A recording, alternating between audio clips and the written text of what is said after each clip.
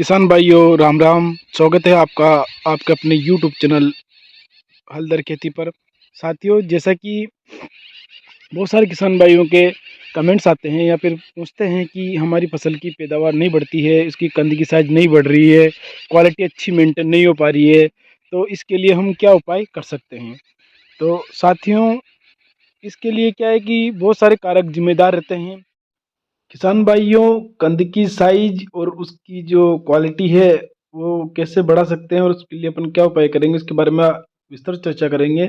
उससे पहले साथियों, अगर आप हमारे चैनल पर पहली बार आए हैं तो कृपया चैनल को सब्सक्राइब करें, साथ ही बेल आइकन पर क्लिक करें ताकि जो हमारे वीडियो हैं जो किसान नीति में हम बनाते रहते हैं उनकी नोटिफिकेशन आप तक पहुंच सके और उस जानकारी का आप फायदा उठा सकें।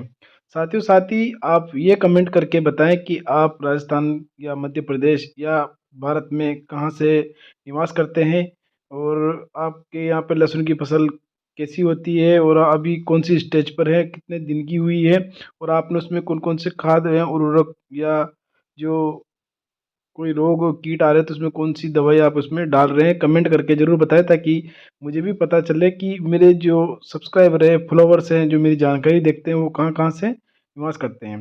तो साथियों, अब शुरू करते हैं हम इस लहसुन की जो क्वालिटी है वो कैसे बढ़ाएं, कद की साइज कैसे बढ़ाएं उसके बारे में जानकारी। जैसे कि हम गोबर की खाद का इस्तेमाल नहीं कर रहे हैं, तो जो अपनी फसलें हैं या भूमि है उनमें कार्बनिक पदार्थ की कमी हो चुकी है। अगर उसमें कार्बनिक पदार्थ नहीं रहेगा तो जो पौधे हैं उनकी बढ़वार भी अच्छी नहीं होती और उत्पादन पर भी प्रतिकूल प्रभाव पड़ता है।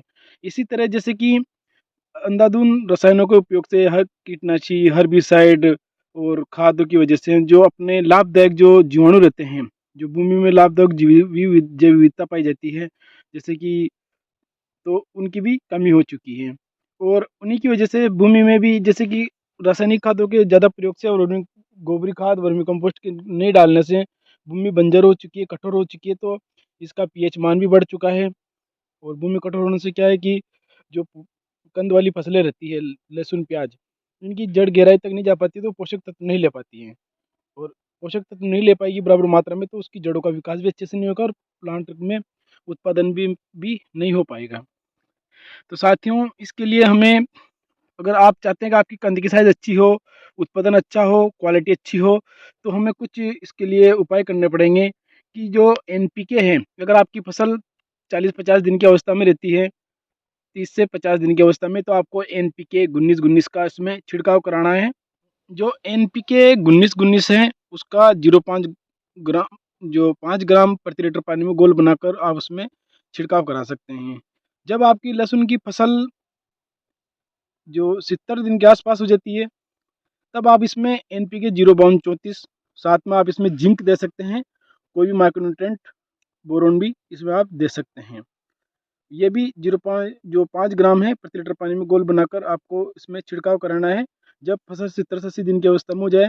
तो साथ ही इस समय अपन को ध्यान रखना है इसमें यूरिया खाद या नाइट्रोजन जो नहीं देनी है, क्योंकि इस समय इसमें यूरिया की आवश्यकता नहीं रहती है, क्योंकि अगर इस समय अपन यूरिया देंगे खेत में तो ये पौधे की ऊपरी बढ़वार को बढ़ाएगा और जो इसमें हार्मोनल इम्बैलेंस होएगा तो हो सकता है इसमें तना फट जाए, ये हो सकता है।